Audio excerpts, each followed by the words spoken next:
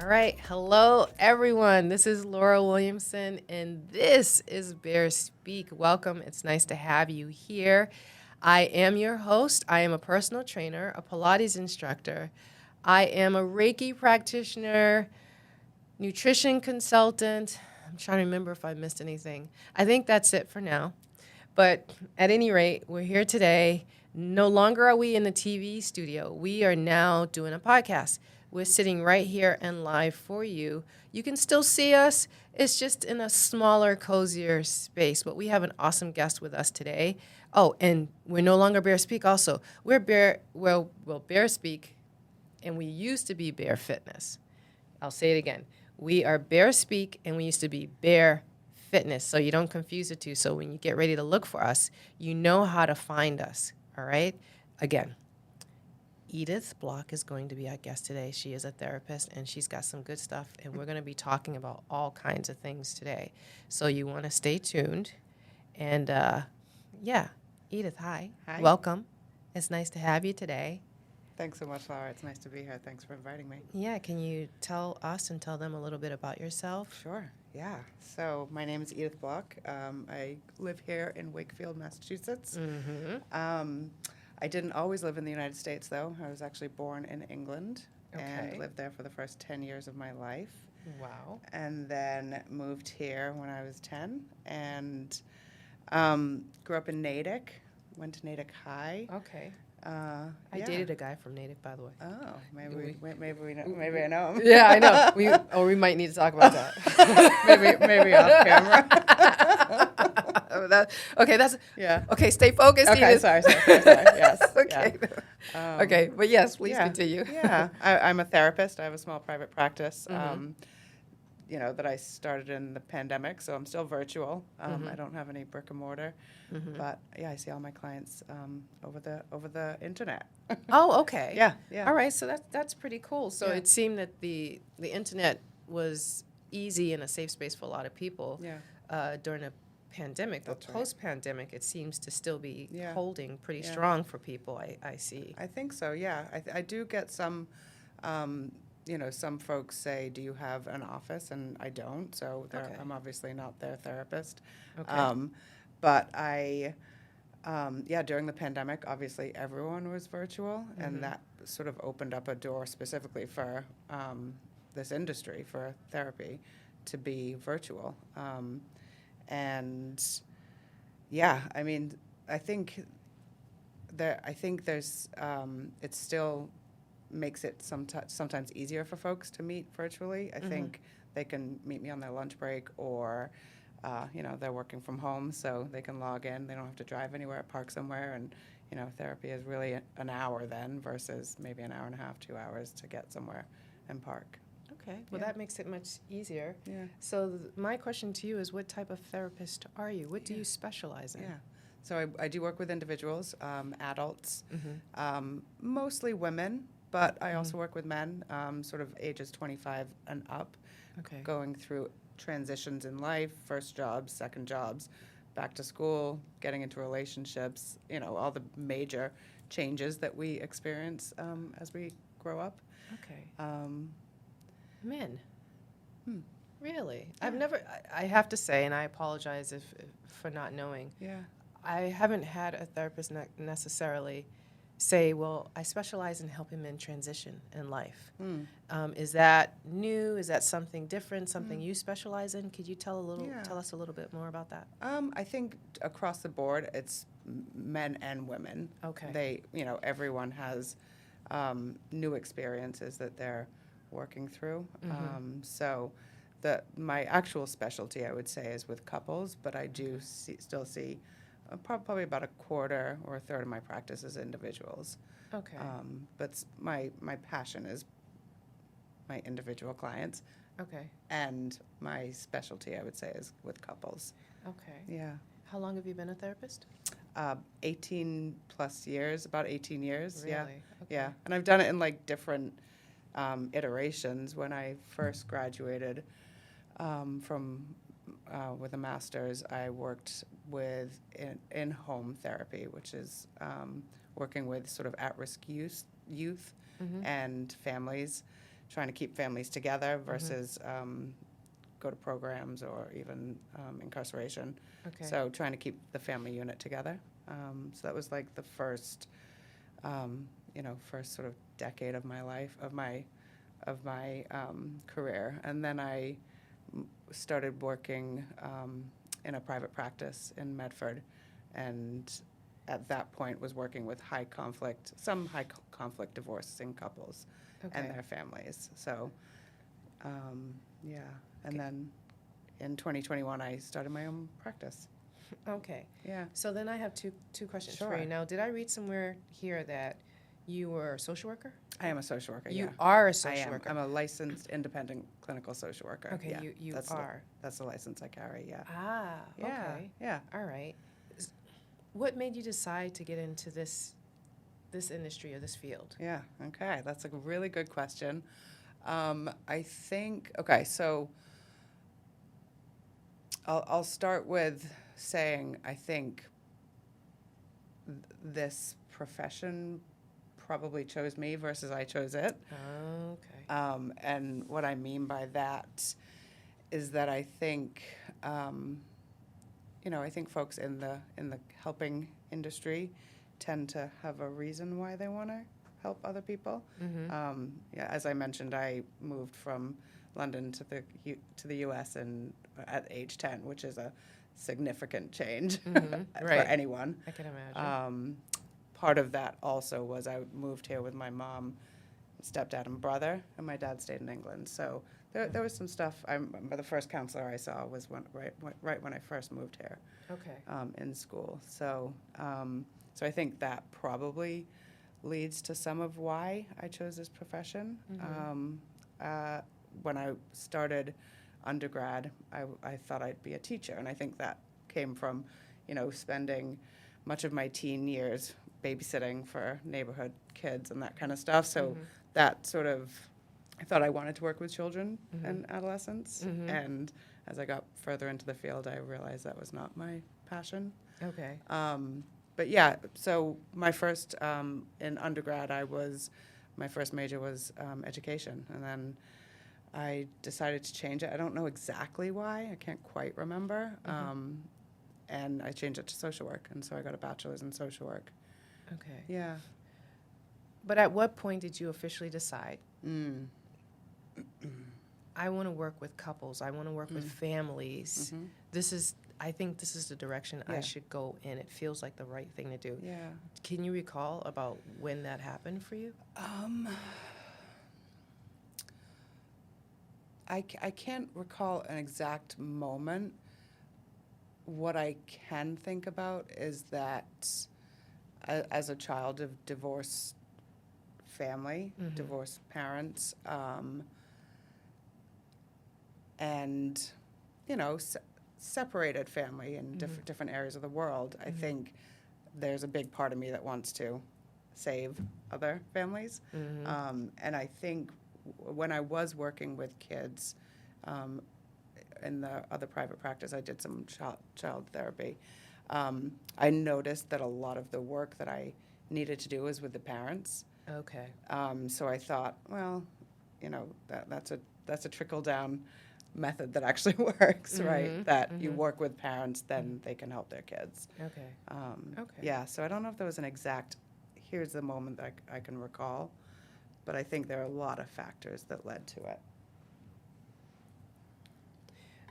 Out of curiosity, how affected would you say the children are, or you were, when you have parents who are divorced? Yeah. And when I say affected, I don't want to use the word traumatized, so I'm going to say affected. Sure. Only Sure. because I know that it's going to range child to child. Right? That's absolutely right. Yeah.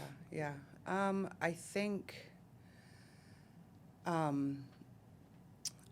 I think kids can be very affected. Okay. On the other hand, I will say this, kids can also be affected by parents who maybe would be better off not together. Oh, okay. Yeah. That's fair. Yeah. So, I mean, best case scenario, if a couple are getting divorced, they're either working with a therapist or some other source to really make sure that the kids are affected in the least traumatic way. Okay. Wow, there's so much here. I haven't had reason to think of it that way. But to think of it that way, it puts a different spin on it, to be honest with you.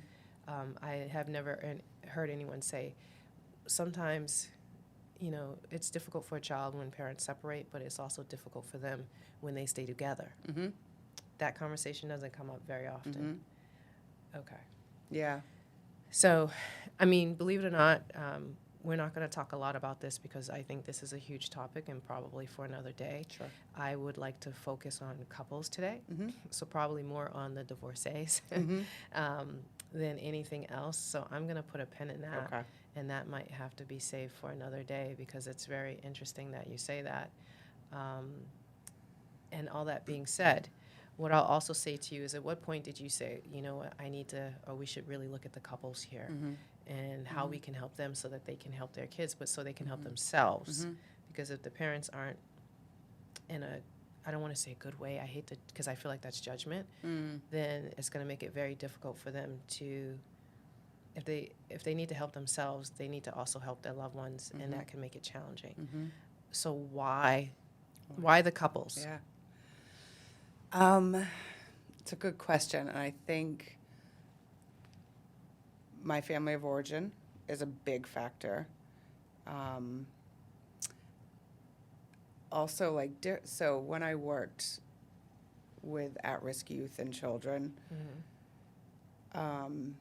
the amount of work was with the parents of how to, manage their emotions so that they can help their kids manage emotions, right? So that sort of,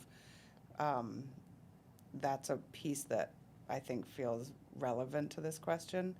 And then when I worked with highly conflicting divorces and the children, seeing the impact on the kids of parents who have decided to divorce and doing it with heavy use of court systems and adversaries, Right.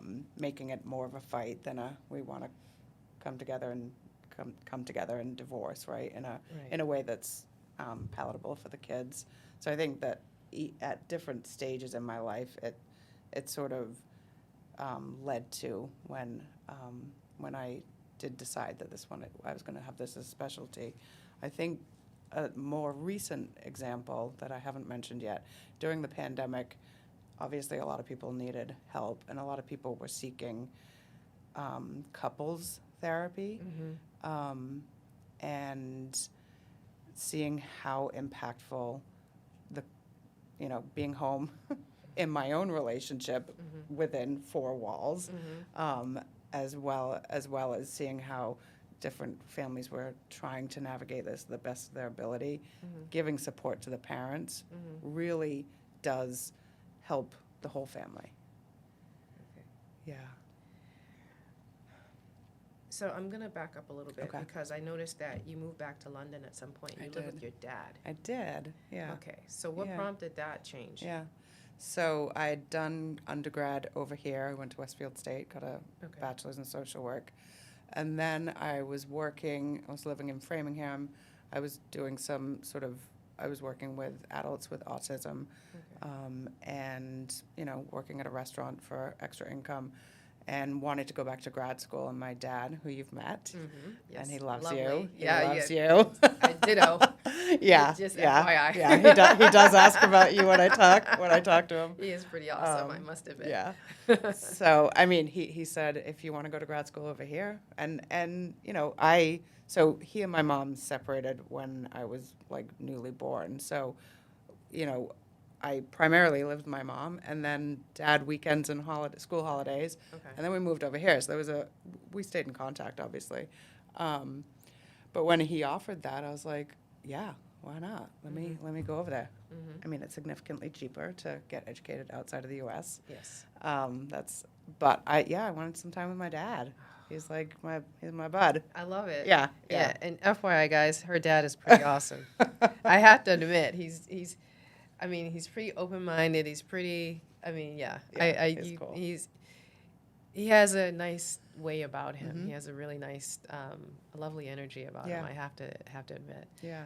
Very calming in some way. Yeah. But okay, so now fast forward. We graduated. We have our master's degree. Yeah. We decided to come back to the U.S. I got my master's degree in psychodynamic counseling for children and adolescents, so still on the path of working with kids. That's right. So decided to come back, or my green card stuff Okay. had to come back. Okay. So as not to lose my green card over here, because I was still a British citizen. Okay. And green card holder over here. So I had to come back. Okay. Understood. But then stayed, right? I made a decision to stay for a number of different reasons. Okay. Started working in the industry, liking my job, reconnecting with friends that I had before I moved over to the UK. And then I got to a point in my career working in the in-home family therapy, and I got promoted and was like a regional supervisor, and but had reached a point. The higher you go, the less interaction you have with with the clients. That's right. This That's is correct. a business owner. That's right. So I decided to go back to grad school again. Okay. And went to Salem State. Okay. And got a master's in social work. Okay. So while my master's from the UK, it was recognized here, there was no path to a licensure. Okay. So I had to do another master's to get a license. And the license is necessary to practice independently. Okay. Yeah, I've just said a lot. So now, no, but Yeah. you clarified, because I'm going to fast forward now. Yeah. So we know you did all the things. We know a little bit about you. So now we got to get into couples. Couples, let's do it. We need to, now we got to dig in. Yeah. Now, Yeah. what are some of the biggest complaints you Okay. have between couples? Between couples. Okay. Some of the biggest. Yeah. Well, it's so interesting because pretty much every couple I ask what would make this successful is we need help with communicating. That is the biggest thing. I got to move things around right now. Okay. What kind of communicating? Yeah. Well, it's funny because if you actually think about it, well, maybe not if you think about it, but so communication is very surface level. Right. Right? You and I are communicating right now. That's right. Our bodies and our minds are doing lots of stuff as we communicate. When you're in a romantic relationship or any other relationship, really, what gets in the way of communicating is one's nervous system. Okay. It's so not to get too like brain oriented, but when we're children, we create defense mechanisms as a way to survive. Okay. And those defense mechanisms, when we're in very close relationship with somebody, they rear their ugly heads, and it's those defense mechanisms that move people away and make it hard to communicate. You can imagine, like, when you're arguing with a loved one. And the 10-year-old shows up? The 10-year-old Sorry. shows up. Absolutely. Sorry. You I had to go there for a minute. You're I'm absolutely right. No. You're absolutely right. And relational life therapy, you and I have talked a little bit about this. This is Terrence Real. This is yes. Yeah. And so he calls that the adaptive child. Okay. So when you're in what he calls adaptive child, what you just referred to as your 10-year-old self, you're responding from a place of unsafety. Okay. So, you can depending on your makeup, you're either in fight, flight, or fix, or fawn. Right? They keep adding them. So if you're a fighter, you imagine what your communication looks like. Yeah. If you're fight, flight. If you're a flighter, if you're flighting, you're like shut down, and your partner can't get through to you. So just to add to this, the most common in heterosexual couples, the most common dynamic we see is a pursuer and an avoider. Okay. And if you think about that in like a attachment theory. Mm-hmm. It's like the anxious attachment and the avoidant attachment. Okay. And so those are the most common dynamic that you get. Oftentimes, not always, oftentimes it's the female that is the pursuer, and oftentimes it's the male that's the avoider. Not always. That's not always the case. But that pattern, if you can imagine that playing out, can cause a lot of pain. And while it's about communication, it's about knowing what's going on in your body, where that comes from in the past, why you present that way, so that you can change the script. Okay. So so what's your approach? When you're working with clients, where do you start? Where do I start? I start with, I think one of the things that I had to unlearn from when I worked for the agencies that did in-home family therapy, the outcome was my responsibility. Okay. So I've had to unlearn that. The outcome of a couple is not my responsibility. It's their responsibility. Okay. So the reason I say that is because your question, I go into it without an agenda. Okay. I go into it with how's this gonna be successful for you? What would things look like? You know, the magic wand question. If I had a magic wand, and you woke up tomorrow, what would be different? And I want to see what would be different. I want them to say what would be different. Effectively, that's them setting their own goals. Okay. Yeah. So that's my approach in terms of, first session is, what would this look like if it were a success?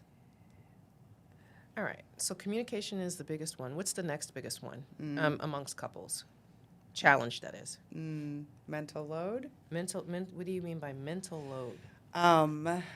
So mental load is the person in the couple that, and I'm going to choose a heterosexual couple that has children to talk about. Okay. It's the person in the couple that has the Christmas or holiday presents in mind, that does the shopping, meal prepping, packing lunches, snacks, that has all of the stuff, all of the annual, monthly, weekly, daily tasks on their plate. Okay.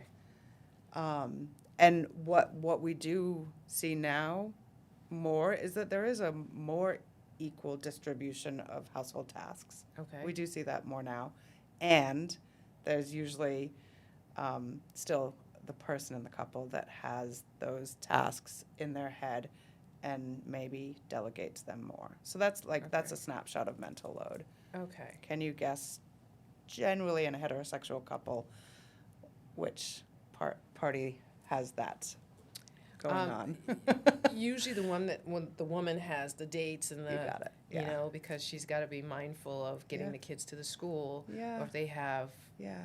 activities that they need to get to, Yeah. and usually dad is working whatever number of hours, Yeah. but it's mom who's delegating, like, I got the schedule up and I need, and I only know Yeah. that because of the people I work with. Yeah, exactly. Yeah. Yeah. Yeah. Okay. I think we serve some of the same population there. Yeah. Yeah. So that's the only reason why I say it, not because men Yeah. can't be in a similar Absolutely. situation. But, Absolutely. Yeah. yeah, and them scheduling themselves to try and get in to see me. I also recognize it, like I have to do this before I get to you. So Yeah. now, we touched on the women a little bit. I'm going to go to the men for a minute. I got to come back to the men again. Yeah. So, as a woman, I already know one or two things that we wish we could kind of work on and could be a little different. I'm not going to say better, but a little different based on whatever our needs are, or our mindset is. Now, the men. Do the men have any complaints? Because I don't think they complain about anything, do they? It's just us complaining most of the time. Would you say that? So I know that's not a fair statement, but if we think about this pursuer-withdrawer sort of dynamic, a lot of what I hear from men is, stop nagging me. okay, Right? They still Stop. use the N-word, nagging. Nagging still comes up, or Okay. stop criticizing me, or That one. yeah. whatever I do is not good enough. And I asked my husband if I could use some examples, and he said yes. So I'm gonna Okay. take some creative liberty with that. Okay, awesome. In unsurprising in our dynamic, I'm the pursuer, he's the withdrawer. Mm-hmm. But then there's this other dynamic to it that that even if he does everything his way and his way is fine, there's a part of me that's like, but why don't you do it my way? Mm-hmm. My way's better. Mm-hmm. My way's the right way. Mm-hmm. Mm-hmm. And that can get tiresome. Right. Then if I do that, and when I do that sometimes, and I am much more aware of it now, Mm-hmm. I see him move further and further away. Mm-hmm. He withdraws more. So it's not about one person in a couple making changes. It's about both people in the couple making changes. Does that make sense? But how many women are out there sitting right now thinking to themselves, yeah, but he does it wrong all the time. He just doesn't get it right. Yeah. You know what I mean? Yeah. So- I guess the question to that would be, who says what's right and what's wrong? Okay. That's sort of that's when we get into this other dynamic of who's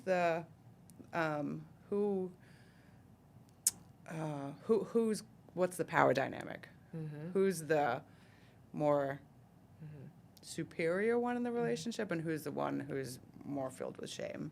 Okay. Oh, shame. Okay, so now what I'm going to have to do is I'm going to have to ask for, because I understand what you're saying. Yes. But what are some examples of this happening? Like, what does it Yeah. look like when Yeah. when it shows up? Yes. What's an idea or the, two? If the you can- dishwasher. It's always about the dishwasher. It's always, okay. What and- happens with the dishwasher? If any of my clients saw this, they would laugh because they say you always use that. You Yeah. always use that as an example. You load the dishwasher wrong. Okay. There actually, I did look this up. There actually is technically a right way to load a dishwasher, but that's Is there? beside the point. That is beside the point. I didn't know that there was. There technically is. Okay. But if he's putting dishes in the dishwasher and running the dishwasher and emptying it and putting them away, even if he puts a cup over here when I want the cups over there, that's a stupid example. He doesn't do that. Mm-hmm. But you know, if he puts a big spoon in the little spoon section, who cares? Mm-hmm. Why that becomes about control. Why is my way the right way? Okay. And it's about letting go of some of that control. Okay. So that being said, because as a woman, I'm going to default to, but we always need to be right. I know that's not true. Yeah. It's a generalization. I know it's very gross, but I'm going to Yeah. throw it out. So woman to woman, what I will ask you then is, as a woman who's the pursuer, is there something we probably need to work on Absolutely. ourselves? I mean, Absolutely. you say control, Yes. but Yes. what are some Yeah. things, Yeah. top three? Because I know it's Yeah. easy to go, oh, these men, you know what they Yeah. did, and the Yeah. thing, and the thing. Yeah. However, Yeah. I want to put it all out there. Yeah. I'm not going to leave anybody out today. Yeah. So, Well, and Terrence Real would say the answer to who's right and who's wrong is who cares. Because Okay. it's not a relational. yeah. It's not relational. I'm right means you're wrong. I'm winning means you're losing. Okay. And that's not a pretty dynamic. Okay. In romantic relationships, that's not a good dynamic. Okay. Yeah, sorry, I just lost my train of thought. But so that would be one answer to it. But to your point, like, do women need to, in this conversation we're having, women need to do some work too. Okay. Yeah. That's what I was going to say. So back when I was doing in-home family therapy stuff, I think the research suggested for every one negative thing you say to a child, a partner, a parent, a sibling, whatever, a friend, you have to counterbalance that with 10 positive Wow. to make it even. The research now suggests for every one negative, you have to have 20 positive. To, like, relationships are like a bank account, right? You need to make deposits so that you can make withdrawals. It's transactional in ways. So if I go home and nag my loving husband once, I gotta say some positive stuff to counterbalance that. So that, like, it doesn't matter if the dishwasher is loaded in a specific way. The dishes are getting done, they're clean, right? Does that make sense? No, that makes but what I'm also hearing is pretty much, I don't want to say all the time, this is going to sound awful, but it feels like whatever's happening, it sounds like your words need to be coming from a loving place in general all the time. Absolutely. It's not just some of the time like, ooh, I just know I just nagged him, or I said something not so cool, or something he didn't care for. Yeah. So now I got to count. Let me see. I'm going to get 5 in the morning. I'm going to do 10 around lunch. You know what I mean? Yeah. Like, Yeah. you know what I'm Absolutely, saying? yeah. Like, Yeah. and so in my mind, the way I'm interpreting it is, well, your words should be coming from a loving place in the first place. Yeah. But if I'm coming from a place of nagging or controlling, or however you want to look at it, and there's obviously work that I need to do in the first place, not to say that he isn't doing things that aren't annoying, but I'm with you, like, okay, so let's say the dishes are in there dirty, and they're in the wrong place. The cup is where the plate should be, the plate is where the spoon should be, I don't know. But in my mind, I think, oh, thank God he put something in the dishwasher and turned it on. Yeah. Like, Yeah. right? Yeah. But that's where I am. I don't care about the dishwasher. Yeah. However, but that's also what I'm thinking about, too. Like, okay, geez, if I'm in that space in the first place, or if it's even hard for me to come from a loving place, because it's not what you say, it's how you say it, right? Even if you don't agree. Yeah. That's right. That's right. And I think, all relationships go through, maybe on a daily, weekly, monthly, annually basis, they go through periods of harmony where we're good. We don't have to think about the 20-1 type thing. Disharmony, where we're arguing, and arguing is actually a good thing. It can be a good thing, right? And the repair, that's vital. So using this dishwasher example, and I've belabored it to a silly point, but, if I say, can you put the gosh darn cup in the right place, I then have to make a repair. And that is vital. And I think a lot of times when couples get into this almost like standoff, they don't want to make a repair. Making a repair is vulnerable. You need to come down to make a repair. To make an apology, to receive an apology, you have to be open to that. And that's vulnerable and that's scary. Okay. But that's hard. And most people don't want to be vulnerable because, again, we circle back around. They don't want to be wrong. They want to win. Even they'll say, oh, it's not about winning, but they want it to win, right? If we really peel the layers back Absolutely. and look at it for what it is, right? Yeah. So how does one practice that or learn how to do it? Because that's scary, right? Yeah. That means I'm not tough. I'm not strong. That opens you up for who knows what next time around of maybe, and I'm going extreme, right? Taking advantage. I mean, and just to be clear, I am married, right? So I understand what you're saying because my husband and I, we've had our disagreements. We have our disagreements. We had one the other day. Yeah. So, but that means like, geez, I'm raw, I'm open. Yeah. And I don't know what's going to come. Yeah. Right? So now we got safety, we got trust, we got a couple of things going. Yeah. Yeah. How does one work with that?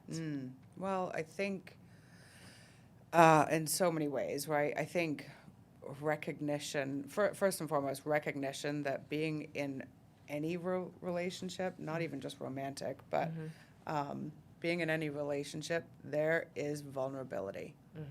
In order to meet new people, you and I met, a couple of years ago, and in order to meet new people, you have to be open. You have to have an open heart. Right. And so there's another word for this pursuer, avoider. There's another word for avoider, and it's shut down. If somebody's shut down, you can't access them. And then where do you go from there? So that there needs to be a recognition that vulnerability is part of relationship. And if you don't want to be vulnerable, then maybe don't be in a relationship. Okay. So it's funny you say that because now I'm feeling like in my mind I go inner child. I go right back, right? Yeah. And as someone, and I'll speaking from myself, and I'm not going to get all delve too deep in this. Yeah.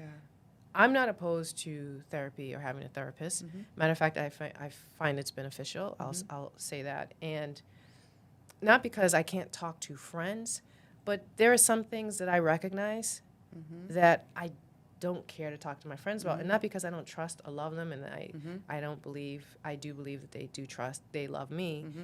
and only want the best for me. But they're emotionally invested. You got it. And sometimes I need Yeah. someone to be like, Laura, shake me up a little Yeah. bit. Yeah. Hey, listen. Yeah. Had you thought about it this way, Yeah. and the other way? Yeah. Absolutely. So I guess the point is it helps to talk to other people, Mm-hmm. but, you know, it is hard to be vulnerable It is. and allow that Yeah. to happen. Yeah. But what do you do with someone who's just like, it's a safe place for them? Mm-hmm. They automatically, again, revert to their 10-year-old. Mm-hmm. Because at some point in time, as a Yeah. therapist told me, or mine told me, she said, it must be safer Yeah. for him to be in that spot Yeah. than it Yeah. is to be open with you right now. Yep. So you've said, so you asked, how do we work on this? And Yeah. you said the magic words, inner child. Mm. Yeah. So inner child work, whether we call that trauma work, whether we call that parts work, whether we call that just identifying where this defense mechanism or relational stance, as Terry Real would call it, comes from, doing some work with it. Mm-hmm. And in a relationship, you can't be protected Mm-hmm. and connected at the same time. Okay. There, Makes sense. yeah, That makes you perfect have sense. to be open, Okay. or you don't. But There's repercussions, consequences, repercussions. and all the Exactly. thing- Yeah. The other yeah, thing. you got it. So I want to touch on, if I can with you, and again, Terrence will, but we talked about this briefly, parts. Yeah. You know, Yeah. that's a word that has come up multiple times for me, Okay. for my own reasons. But I would love you to Yeah. explain that a little bit Yeah. to people, Yeah. because I think it's valuable, Yeah. and I think it's going to be beneficial to a lot of people who Yeah. never heard the word, at least not in this manner. Yeah. Yeah. So could Yeah. you talk a little bit about Absolutely. parts? Yeah. So I think, without getting too detailed into it, there's like a simple question is, I bet there's, or what's that part of you that finds it hard to be vulnerable in this moment, Mm-hmm. right? What's that part of you that wants to be vulnerable? Because I think I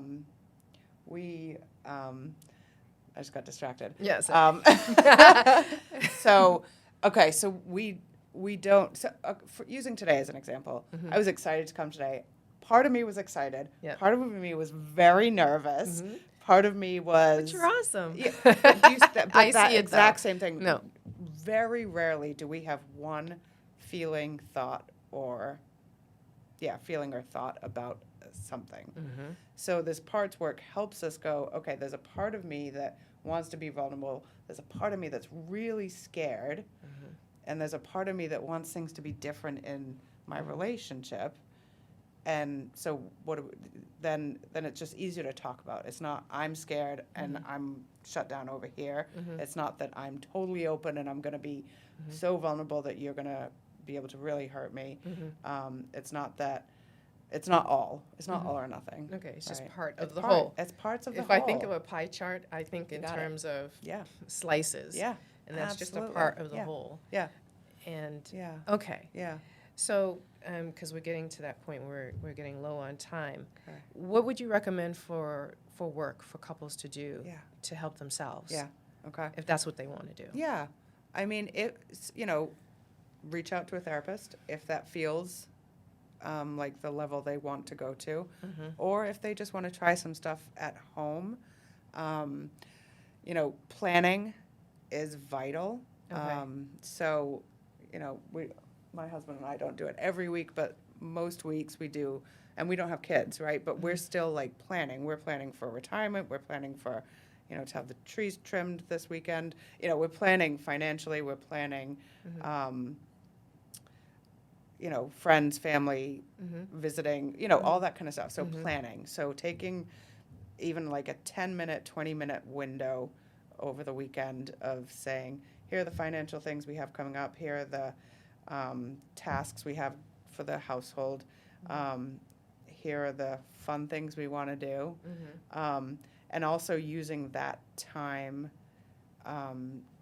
to also connect and say, how are we doing this week? Do you feel like you're getting what you need from me?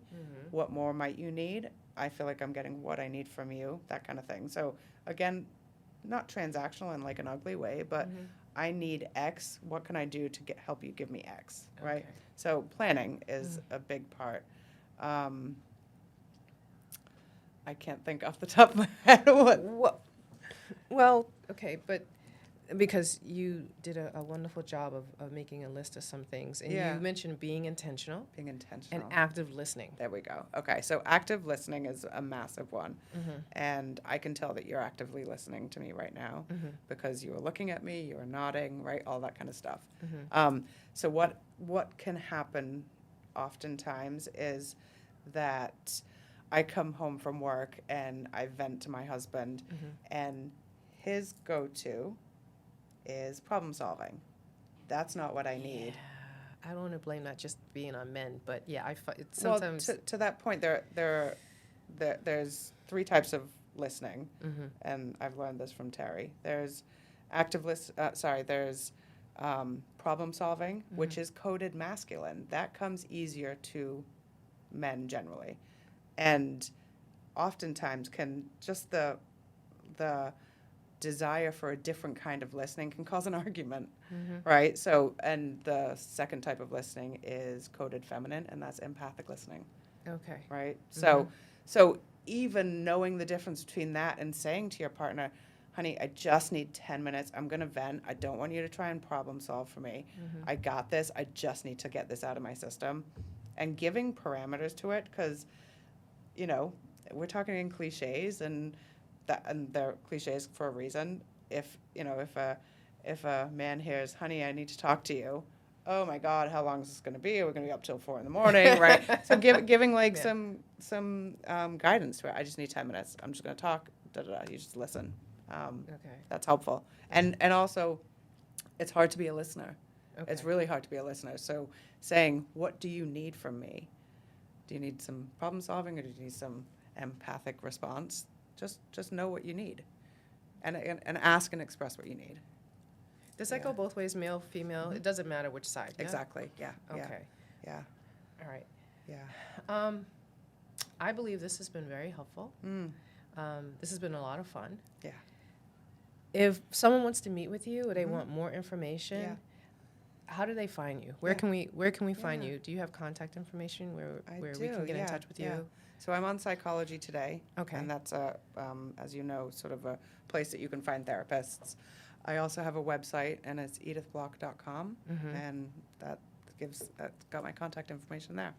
And also, before I let you go, Terrence Wheel, Yeah. or Terry Will as I know him, not that I know him personally. Yeah, I don't either. Yeah, but he was recommended to me years ago, and we just happened to be talking about it. But I'm going to ask you to mention him again, and specifically exactly what he does, in case people here want to look him up. Yeah. Yes. So can you give us just a little bit more? Absolutely, I mean, we're not trying to promote, but he is. I find that he's very clear. Yes. He's very structured and very organized. Yeah. He's very easy to understand. He is, That's why I say that. Yeah, and you can find. So he is a man, of course, and his background is family therapy. He's done a lot of male mental health stuff. He's got a book called I Don't Want to Talk About It, which is fantastic. And he's got a number of couples books that you can look at. One's called Us. One's called. I've read that one. You have. Okay, that's one. Yeah, it's a good one. Actually. It is good, Yeah. and it's got a lot in there. This adaptive child stuff, different scenarios, things of that nature. Absolutely. Yeah, it's pretty cool. Actually. Yeah, he's got a website. Of course, he's also. I follow him on Facebook, and he gives like little snaps, little introductions of stuff, and What I love about him is he identifies as a recovering narcissist. Okay. All right. I did not know that. Okay. So yeah, and yeah, his model just fits sort of my personality and what I believe in. So he does come from a theoretical stance of working within the patriarch, which we all live in. Yeah. Okay. Again, this has been fun. Yeah. And I guess last but not least, is there anything else, any small bit of advice that you want people to know? Yeah. Last bit of advice before we sign off. Very quickly, I think people tend to have their priorities upside down. And the first order of priority is self. The second order of priority is partner, relationship, and then doing those helps take care of the kids. Okay. Right? I think a lot of people with kids, that's their priority. Right. And they're not working on the relationship, they're not working on themselves. Okay. Which makes day-to-day stuff hard, as you know. Yeah. I do know. I'm very aware. Okay, again, this has been amazing. Awesome. It has been incredibly helpful. Thank you so much for spending time with us today. Yeah. I'm excited. I know this is going to be beneficial for someone. Yeah. It's been very beneficial for me. Good. Thank you so much for spending time with us. You're welcome. And hopefully we can have you back again. Anytime. Real soon. Anytime. Yes. Thank you, thank you, thank you. Thank you. Everyone, this is Bear Speak, formerly Bear Fitness. I'm Laura Williamson, your host. And we will see you next time. Have a great day.